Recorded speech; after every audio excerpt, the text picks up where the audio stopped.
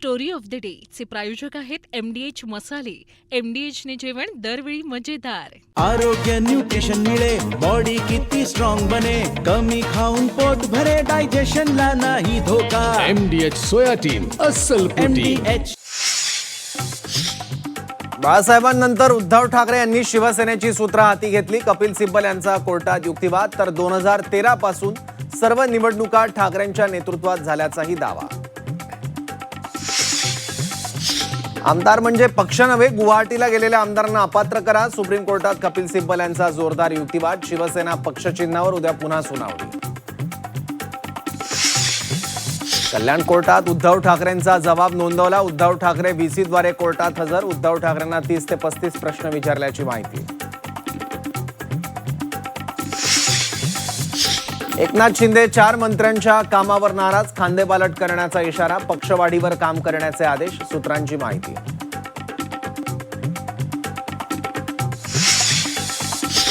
गुंगी गुडियावरून निर्माण झालेल्या वादात संजय राऊतांची उडी. हा शब्द असंवैधानिक नसल्याचा दावा. तर राऊत ढोंगी गुड्डा, सत्ताधाऱ्यांचा पलटवार. दिलगिरी व्यक्त करून विषय संपत नाही. काँग्रेसची वैचारिक दिवाळखोरी. गुंगी गुडियावरून तटकरेंची काँग्रेसवर टीका. प्रमाणपत्र सरकारनं दिलं आणि रद्द केलं. सरकारनं मराठ्यांवर अन्याय केला. जरांगे यांचा सरकारवर गंभीर आरोप. सरकार विरोधात मोठी लाट उसळणार. जरांगेंचा थेट इशारा. पनीरमध्ये नॉन मिल्क पदार्थ आढळले. अॅनालॉग पनीरवर बंदी. तुकाराम मुंडे यांची माहिती. दोषींवर कलम 30(2)(अ) अंतर्गत कारवाई होणार. गणपतीसाठी गावाला जाणाऱ्या कोकणवासियांची चिंता वाढली. रेल्वेसह एसटीच्या 562 नियमित बसचं आरक्षण फुल.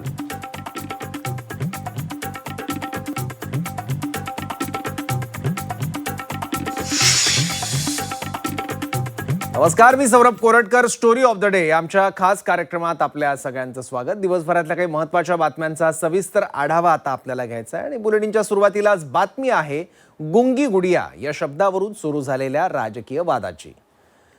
काँग्रेसनं उपमुख्यमंत्री सुनेत्रा पवारांवर केलेल्या गुंगी गुडिया टिप्पणीचा वाद काही शांत होत नाहीये. विरोधकांसह काँग्रेसमधून सुद्धा गुंगी गुडिया टीकेवर नाराजीचा सूर उमटल्यानंतरही गुंगी गुडियाचं राजकारण थांबत नाहीये. यातच आता संजय राऊतांनी उडी घेत गुंगी गुडिया पाठोपाठ आता गुंगा गुड्डाही ताणल्यानं राजकारण तापलंय. बघूयात. राज्याचे मुख्यमंत्री फडणवीस असते तर त्यांना गुंगा गुड्डा म्हटलं असतं. तर संजय राऊतांच्या अशा कुठल्या फुकटच्या सल्ल्याची आम्हाला आवश्यकता नाही. आता याचा जागोजागी निषेधही केला जाईल आणि लोक यांना जोड्याने सुद्धा मारतात.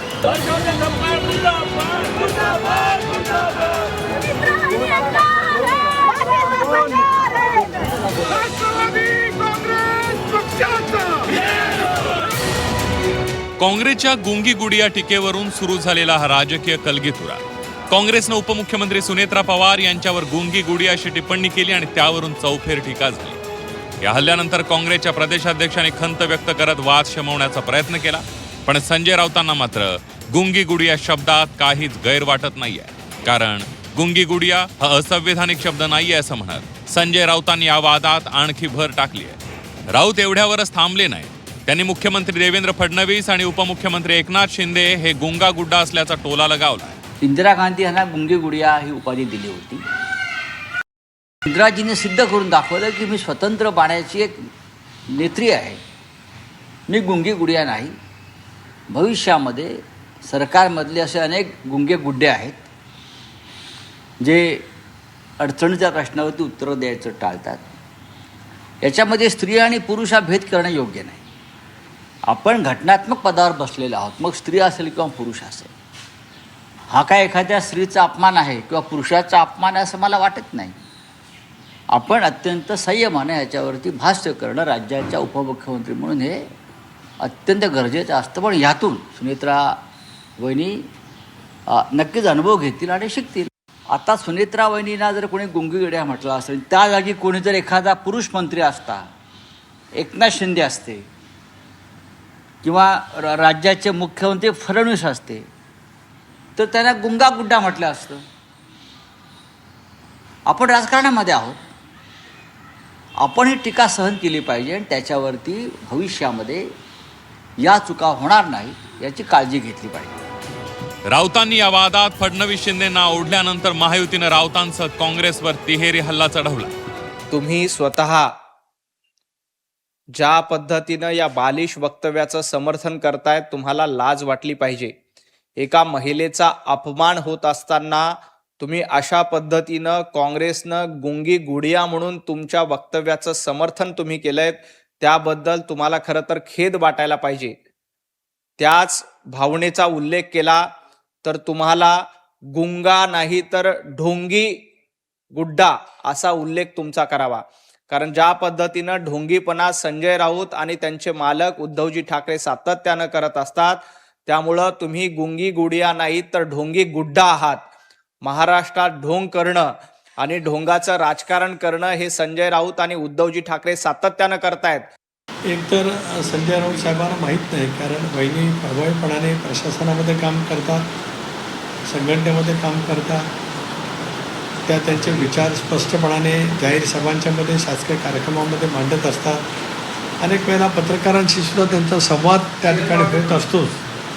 त्याच्यामुळे आता संजय राऊतांच्या अशा कुठल्या फुकटच्या सल्ल्याची आम्हाला आवश्यकता नाही. गुंगी गुडिया एखाद्या महिलेला बोलणं हे नालायकपणाचं लक्षण आहे. थोडी लाज वाटली पाहिजे. जिचा पती आता जाऊन काही महिने झालेले, तिच्याबद्दल तुम्ही असे अपशब्द बोलणं, गुंगी म्हणतात त्यांना, या पद्धतीनं बोलणं ही काँग्रेसने आता नवीन संस्कृती निर्माण केली. सगळ्या महिला वर्गाचा अपमान. हर्षवर्धनच्या करायचं काय, हर्षवर्धनच्या करायचं काय, मुर्दाबाद मुर्दाबाद. काँग्रेसच्या गुंगी गुडिया विरोधात राष्ट्रवादी पक्ष प्रचंड आक्रमक झालाय.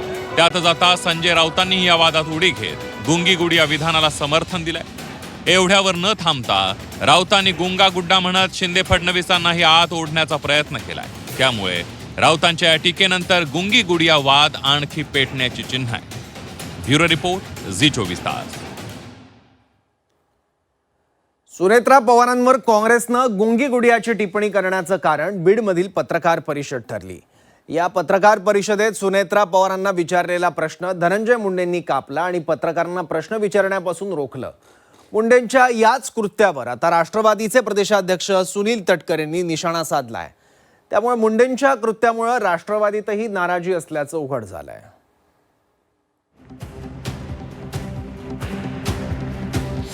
मंत्री बोलताना मध्ये बोलणं योग्य नाही.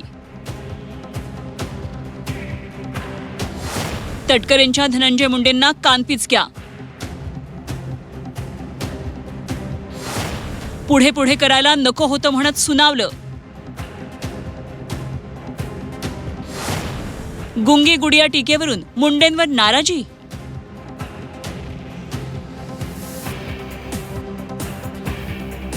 कायदा सुव्यवस्थेचा प्रश्न आहे. सुरेश कायदा सुव्यवस्थेचा प्रश्न आहे.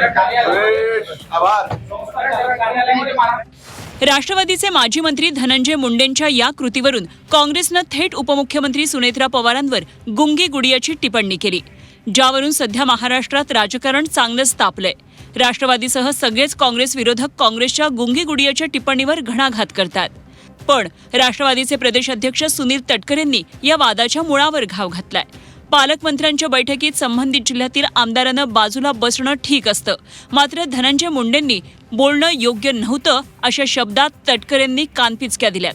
धनंजय मुंडेंनी पत्रकार परिषदेमध्ये मध्ये बोलायला नको होतं असं म्हणत राष्ट्रवादी प्रदेशाध्यक्ष सुनील तटकरेंनी धनंजय मुंडेंचे कान टोचले. गेल्या आठवड्यात माझ्या जिल्ह्यामध्ये चंद्रशेखर बावनकुळे साहेबांची पत्रकार परिषद आली. मी त्यांच्या बाजूला होतो, त्यामुळे मी कधी मध्ये बोललो नाही.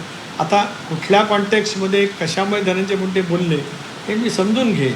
शेवटी पत्रकार परिषद ही मुख्य महनीय व्यक्तीची असते. अशा वेळेला बाजूला बसणं ठीक आहे, पण बाजूला बसून पत्रकार परिषदेमध्ये भाग घेणं हे सुद्धा काय योग्य असं मला वाटतं. ज्यांची पत्रकार परिषद आहे त्यांना बोलू दिलं पाहिजे, इतरांनी त्यांनीच बोलावं. पत्रकार परिषद त्यांच्या नावानेच असते, त्यामुळे त्यांनी संवाद करणं हा त्याच्यातला गाभा आहे, हा महत्त्वाचाच भाग आहे. अशा वेळेला इतरांनी बोलणं अपेक्षित नाही. किंवा काही वेळेला पत्रकार सुद्धा इतरांना विचारतात माझ्या पत्रकार परिषदेमध्ये अनेक वेळा झालं की पत्रकार बाजूला बसलेला विचारता आलं, मी सांगतो नाही माझी पत्रकार परिषद आहे, मला विचारावं. हे संकेत दोन्ही बाजूनी आहे आणि आमचे सहकारी या बाबतीमध्ये नक्कीच यापुढे जबाबदारीने वागतील. कायदा सुव्यवस्थेचा प्रश्न आहे. सुरेश. हो, कायदा सुव्यवस्थेचा प्रश्न आहे. कार्यालयामध्ये मारहाण. धनंजय मुंडेंच्या या वर्तनावर प्रदेशाध्यक्ष सुनील तटकरेंनी थेटपणे नाराजी व्यक्त करत चांगलंच सुनावलं. तटकरेंच्या या विधानाला विरोधकांनी देखील समर्थन दिलं. पवारांच्या राष्ट्रवादीचे प्रदेशाध्यक्ष शशिकांत शिंदे यांनी तटकरेंच्या सुरात सूर मिसळत मुंडेंच्या कृत्यावर निशाणा साधला. सुनील तटकरे म्हणाले त्या विषयावरच मी विनंती करणार होतो सगळ्यांना की आपण आपल्या प्रमुख असलेल्या नेत्यांनी काय तिथं असेल तर मीडियाच्या समोर तरी त्याची काळजी घेणं गरजेचं आहे. हे सुनील तटकरे बोलले की मी त्यांना मानत होतो आणि हे जर घेतलं तर टीका करायला कोणाला संधी मिळणार नाही. खरं तर विरोधकांनी पत्रकार परिषदेतील धनंजय मुंडेंच्या देहबोलीवरून आधीच मुंडेंना लक्ष केल्याचं दिसलेलं. त्यामुळेच मंगळवारीच धनंजय मुंडेंनी त्यांची भूमिका स्पष्ट केली होती. पत्रकार परिषदेत प्रश्नोत्तरं नसतील असं आधीच स्पष्ट केल्याचं सांगत त्यांच्या कृतीचं समर्थन केलेलं. तसंच शेतकऱ्याला दमदाटीच्या मुद्द्यावरही मुंडेंनी स्पष्टीकरण दिलेलं. आणि निवेदन करताना ज्यावेळेस दादांचे 2 कामांच्या संदर्भात विषय आला त्यावेळेस वहिनीसुद्धा अतिशय भावनिक झाल्या. मी त्यांच्याकडे पाहिल्यानंतर मला असं वाटलं की त्यांचा हुंदका बाहेर येतोय का म्हणून त्यानंतर बोलल्यानंतर माध्यमाचे प्रतिनिधी प्रश्न विचारत होते तर मी त्यांना म्हणलं की आपण आत्ता थांबायला पाहिजे कारण हा प्रश्न उत्तराची प्रेस नाही. अधिकृतपणे हे सांगितलेलं आहे, हे पत्र अगोदरच दिलेलं आहे की हे फक्त निवेदन करण्यात येईल, प्रश्न उत्तरं पत्रकार परिषद नाही. दुसरा विषय शेतकऱ्यांच्या बाबतीत तो शेतकरी वहिनीसाहेब समोर असताना अतिशय जोरात असं समोरून बोलत होता. तर मी म्हटलं शांतपणाने सांगा तर वहिनीसाहेबाच्या लक्षात येईल. एवढंच बोललो की माध्यमांनी चालवलं की शेतकऱ्याला मी दाब दिला. धनंजय मुंडे त्यांच्या वर्तनाचं समर्थन करत असले तरी विरोधकांसह त्यांच्या पक्षाच्या प्रदेशाध्यक्षांना देखील त्यांचं वागणं चुकीचंच वाटतंय.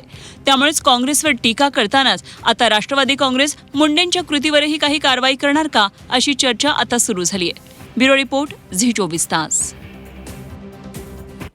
मुंबईच्या महापौर बंगल्यावरून आता राजकारण तापलंय. एप्रिल 2026 मध्ये दुरुस्तीसाठी 3,40,00,000 रुपये खर्च झाल्यानंतर आणखी जवळपास 3 कोटी रुपयांच्या सुविधांसाठी निविदा काढल्याच्या बातम्या समोर आल्या. त्यावरून विरोधकांनी सत्ताधाऱ्यांवर जोरदार हल्लाबोल केला. मात्र वाद वाढताच महापौर कार्यालयाने वेगळं स्पष्टीकरण दिलं. हे काम महापौर बंगल्याचं नसून राणीच्या बागेच्या परिसरातील असल्याचा दावा करण्यात आला. इतकंच नाही तर वादग्रस्त निविदा मागे घेण्याचे आदेशही महापौरांनी दिले. या संपूर्ण प्रकरणावर आरोप प्रत्यारोप आणि राजकीय शाब्दिक युद्ध कसं रंगलंय पाहूयात. महापौर बंगला की राणीच्या बागेचा परिसर, खर्चाच्या आकड्यांनी मुंबईतल्या राजकारणाचं तापमान वाढवलं. निविदेतील एका उल्लेखानं मुंबईच्या राजकारणात नवा वाद पेटला. एप्रिल 2026 मध्ये महापौर बंगल्याच्या दुरुस्तीसाठी 3,40,00,000 रुपये खर्च झाले. त्यानंतर आणखी सुमारे 3 कोटी रुपयांच्या कामांची निविदा काढल्याच्या बातम्या आल्या. बंगल्याबाहेरील विविध सोयी सुविधांसाठी 2,89,00,000 रुपयांच्या निविदा मागवल्याच्या बातम्या आल्या आणि विरोधकांनी सत्ताधाऱ्यांना धारेवर धरलं. वाद वाढताच महापौर कार्यालय मैदानात उतरलं. महापौर निवासस्थानासाठी कोणतीही नवी निविदा काढलेली नाही असं स्पष्टीकरण दिलं गेलं. ही कामं महापौर बंगल्याची नाहीत तर राणीच्या बागेच्या परिसरातील आहेत आणि महापौर बंगल्याचा उल्लेख चुकून झाल्याचा दावा करण्यात आला. तर हा वाद इथंच थांबला नाही. महापौरांनी वादग्रस्त निविदा मागे घेण्याचे आदेश दिले. मात्र यावरून विरोधकांनी आणखी प्रश्न उपस्थित केले. टेंडरमध्ये स्पष्टपणे हेरिटेज बंगला असा उल्लेख आहे. मग अधिकारी एवढी मोठी चूक कशी करू शकतात? जर चूक होती तर ती आधी लक्षात का आली नाही आणि टेंडर मागे घेतलं म्हणजे काहीतरी चुकलं होतं असा सवाल किशोरी पेडणेकरांनी उपस्थित केला. हे जे टेंडर काढलेले आहे ह्याच्यात कुठेही मेयर बंगल्याचा संबंध नाही. किंबहुना हा सगळा टेंडर प्रोसेस हा भायखळ्याच्या बंगल्याच्या अखत्यारीमध्ये येतच नाही. आणि असं असताना सुद्धा फक्त महापौर हे नाव जोडलं की मग ह्यांना बराच त्या ठिकाणी मायलेज मिळतो. अशा पद्धतीची जी मानसिकता ही उबाटाच्या नेत्यांची आता तयार होत चाललेली आहे. मी टेंडर मागे घेते याचा अर्थ तुम्ही काहीतरी केलंय असं जे कोण दाखवू इच्छित आहे, हे अधिकाऱ्यांना अधिकार नाहीये. या अधिकाऱ्यांवरती महापौरांनी कारवाई काय करणार, कसं चुकलं? अख्खी ही बातमी नुसती मुंबई किंवा महाराष्ट्रापुरती राहत नाही. मुंबईच्या महापौर या जागतिक लेवलला पोचलेले असतात. सगळे आम्ही गेलो. या वादात आमदार आदित्य ठाकरे उतरले. मुंबईच्या इतिहासामध्ये आजपर्यंत कुठल्याही महापौरांनी इतका खर्च केला नसेल जितका खर्च आत्ताच्या महापौर करतायत. या शब्दामध्ये महापौरांच्या खर्चावर त्यांनी थेट निशाणा साधला. तर मातोश्री 2 कुणाच्या कमिशनवर बांधली याचं उत्तर आदित्य ठाकरेंनी आधी द्यावं असा पलटवार भाजपनं केला. जो काही निधी महापौरांना फक्त त्यांच्या स्वतःच्या बंगल्यासाठी मिळालेला आहे तो जवळपास 5.5 कोटीचा आहे. आणि गाड्या देखील ज्या आता घेत आहेत त्या देखील 1.5-2 कोटीच्या आहेत. तर म्हणजे हा सगळा खर्च स्वतःवर कशासाठी करताय? कुठे नेमकं तुम्हाला काय दाखवायचं जगाला? महापौर बंगला काय तुम्ही वेगळं काही आता टुरिस्ट प्लेस निर्माण करणार आहात की ताजमहल बांधणार तिथे? महापौर बंगल्यावर अतिरिक्त खर्च होत नाही, त्या प्राणी संग्रहालयावर खर्च होतो. याचं भान टीका करताना विरोधकांनी ठेवलं पाहिजे. ज्यांनी 25 वर्ष मुंबई लुटली आणि 25 वर्ष मुंबई लुटून मातोश्री 2 कुणाच्या कमिशनवर बांधलं याचं उत्तर एकदा उद्धवजी ठाकरे, संजय राऊत आणि आदित्य ठाकरे यांनी दिलं पाहिजे. आणि मग भारतीय जनता पार्टीवर प्रश्न विचारले पाहिजे. शिवसेना ठाकरे गटाच्या विशाखा राऊत यांनीही या खर्चावर प्रश्न उपस्थित केले आहेत. महापौर बदलला की थोडी दुरुस्ती होते, पण इतका मोठा खर्च यापूर्वी कधीच झाला नसल्याचा दावा त्यांनी केला. जो नवीन येतो त्यावेळेला थोडी डागडुजी केली जाते, कारण आधीच्या महापौरांनी तो वापरलेला असतो. थोडी बहुत डागडुजी केली जाते, पण असं मेजर रिपेअर्स आमच्या कारकिर्दीत झालेले नाही आहेत. त्यामुळे पार्टी विथ अ डिफरन्स एकीकडे म्हणतात आणि एकीकडे एवढा वारेमाप खर्च करतात. मला असं वाटतं हे चुकीचं आहे. सध्या निविदा मागे घेण्यात आली आहे. महापौर कार्यालय हे काम राणीच्या बागेचं असल्याचा दावा करत आहे. तर विरोधक निविदेतील मजकूर दाखवत स्पष्टीकरणावरच प्रश्न उपस्थित करतायत. म्हणूनच वाद आता फक्त खर्चाचा राहिलेला नाही, तो विश्वासाचा आणि प्रशासनाच्या जबाबदारीचाही बनला आहे. ब्युरो रिपोर्ट, झी24 तास.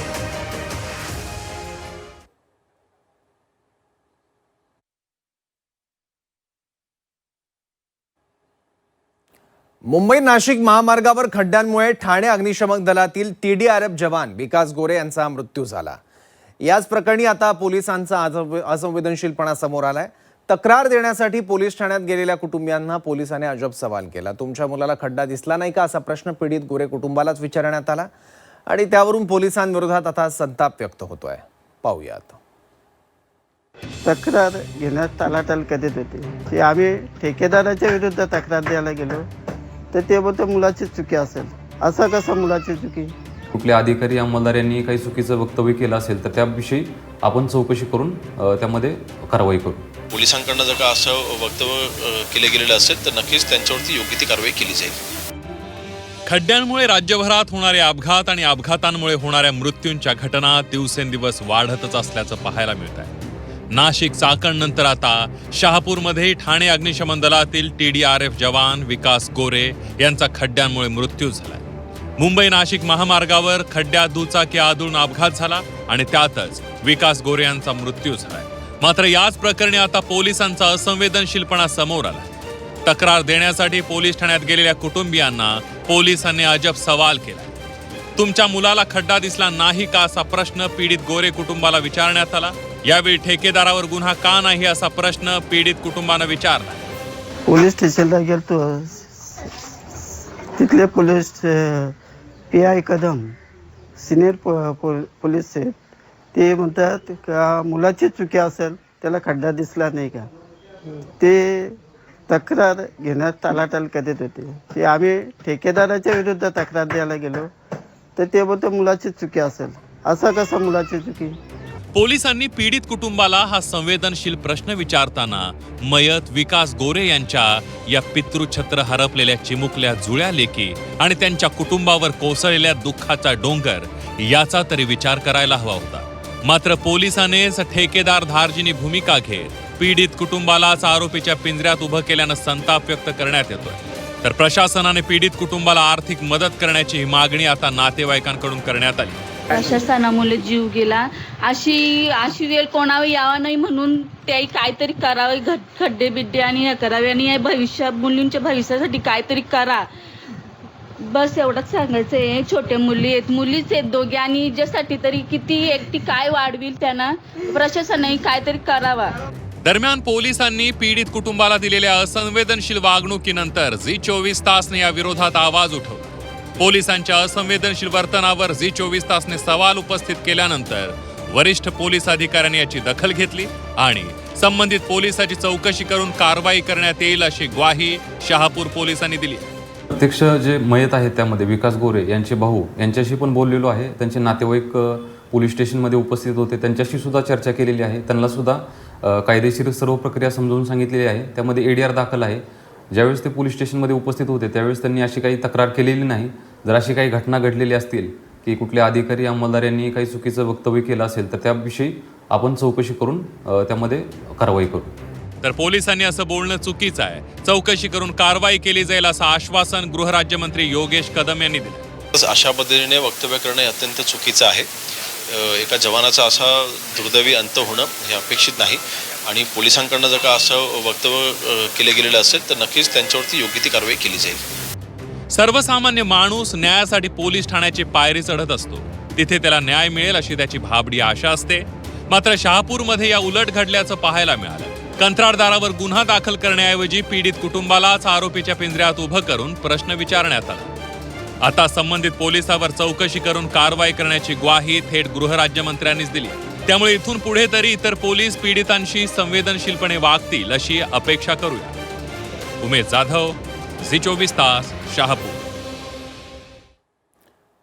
मनोज जरांगेंच्या आंदोलनाचा परिणाम म्हणून सरकार मराठा समाजातील कुणबी शोधण्यासाठी GR काढला.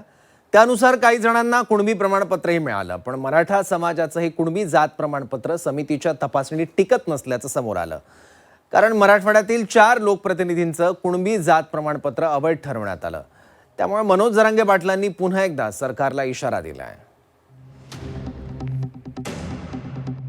मराठवाड्यात 4 लोकप्रतिनिधींना झटका. नव्यानं काढलेले कुणबी जात प्रमाणपत्र अवैध. पडताळणीत योग्य नोंदी न मिळाल्यानं रद्द. मनोज जरांगे पाटलांचा सरकारवर निशाणा. मराठा समाजाच्या ओबीसी आरक्षणासाठी मनोज जरांगेंनी तब्बल 8 उपोषणं केली. राज्यभरात मराठ्यांच्या आरक्षणासाठी अनेक वादळी आंदोलनं झाली. रस्त्यावरील या संघर्षाच्या जोरावर जरांगेंनी सरकारला अध्यादेश काढायला भाग पाडलं, ज्यामुळे हजारो मराठा बांधवांना कुणबी दाखले मिळू लागले. परिणामी मराठा समाजाला ओबीसी प्रवर्गात प्रवेश करण्याचा मार्ग मोकळा झाला. मात्र आता काही जणांचे कुणबी प्रमाणपत्र अवैध ठरत असल्याचं समोर आलं. 4 लोकप्रतिनिधींचे नव्यानं काढलेले कुणबी प्रमाणपत्र रद्द झाल्यानं खळबळ उडाली आहे. आणि ही कुणबी नोंद जेव्हा जरांगे पाटलांनी उपोषण केलं, मारुती मंदिराला जी नोंद लावलेली होती त्या नोंद आम्ही ही नोंद सापडली, सर्टिफिकेट मिळवले, ते समितीने कॅन्सल केले आणि त्याच्यानंतर आता आम्ही उच्च न्यायालयामध्ये आमचा मागासाठी जातो आहे. नम्र विनंती आहे की न्यायालयाने दक्षता घ्यावी. मनोज जरांगेंनी या कुणबी प्रमाणपत्र रद्द केल्याच्या प्रकरणाला गांभीर्यानं घेतलंय. कुणबी नोंदी सरकारने शोधल्या, प्रमाणपत्र सरकारने दिले, रद्द सरकारने केले. हा मराठ्यांचा छळ सुरू असल्याचा आरोप जरांगे पाटलांनी केला. तसंच ज्या लोकप्रतिनिधींची जात प्रमाणपत्र रद्द झाली आहेत त्यांना गुरुवारी सकाळी 9 वाजता जरांगे पाटील यांनी आंतरवालीत बोलावलंय. जात प्रमाणपत्र रद्द होण्याला सरकार जबाबदार असून मराठ्यांचं जात प्रमाणपत्र रद्द होतात, मग ओबीसींचं का रद्द होत नाहीत असा थेट सवाल मनोज जरांगे पाटलांनी उपस्थित केला. नोंदी त्यांनी शोधल्या, प्रमाणपत्र त्यांनी दिलेत आणि रद्द पण तेच करायला. मी पुन्हा तेच सांगतो, त्याच्यात राजकीय हेवी दावे प्रचंड आहे. आता हे राजकारण तिकडे जळू द्या, काय मला ते देणं घेणं ते रद्द केले का नाही केले का, पण यांच्यामुळं आमच्या करोडो समाजाचं वाटलं होतं. मग मराठ्यांवरचा अन्याय कशामुळं, हा सुद्धा खूप मोठा प्रश्न आहे. आता हे सरकारनं जाणून बुजून मराठ्यावर अन्याय केलाय आणि हे मराठ्यांना आता कळालंय. खूप मोठी लाट सरकारच्या विरोधात आता उसळणार आहे. दुसरीकडे ओबीसी आंदोलक लक्ष्मण हाकेंनी या मुद्द्यावरून पुन्हा मनोज जरांगे पाटील आणि सरकारवर टीका केली आहे. मराठा समाजानं काढलेले 90% कुणबी प्रमाणपत्र रद्द होणार असल्याचा दावा करत हाकेंनी सरकारचा GR फसवा असल्याचा आरोप केला. सरकारमधील काही लोक मनोज जरांगेंना चावी देतात. राजकारण्यांच्या तालावर जरांगेने काम करू नये असा टोला हाकेंनी लगावला. त्यातले 90% सर्टिफिकेट जिथं जिथं चॅलेंज झाले ते रद्द होणार आहेत, कारण ते बेकायदे आहेत. कारण संविधान या सर्टिफिकेटला, या आरक्षणाला अलाउ करत नाही. स्टेट बॅकवर्ड कमिशननी अलाउ केलं नाही, सुप्रीम कोर्टानं अलाउ केलं नाही, तर ते कास्ट स्क्रुटिनीमध्ये कसं टिकेल? हे मी पहिल्या दिवसापासून महाराष्ट्र शासनाला ओरडून सांगतोय. महाराष्ट्रातल्या शासन झुकतंय. बघा, शासनानं कधीतरी खरं बोलावं. मनोज जरांगेंनी किती आंदोलनं केली, किती वेळा गुलाल उधळला. मग मनोज जरांगेला काही कळत नाही म्हणून त्यांनी गुलाल उधळला? महाराष्ट्र शासन त्यांना येड्यात काढतंय का मनोज जरांगेला त्यातलं काही कळत नाही? मराठवाड्यातील 4 लोकप्रतिनिधींचे कुणबी जात प्रमाणपत्र जात पडताळणी समितीने रद्द केल्यानं मराठा आंदोलक मनोज जरांगे पाटील चांगलेच आक्रमक झाले. जरांगेंनी आधीच 29 ऑगस्ट पासून राज्य सरकार विरोधात निर्णायक आंदोलनाची हाक दिली आहे. 58 लाख कुणबी नोंदींची प्रमाणपत्र मिळवण्यासाठी आंदोलनाची जरांगे पाटलांनी हाक दिली असतानाच नव्यानं मिळालेली प्रमाणपत्र अवैध ठरली आहे. यामुळे जरांगे पाटील आणि सरकारमधील संघर्ष आणखी तीव्र होण्याची शक्यता आहे. ब्युरो रिपोर्ट, झी24 तास.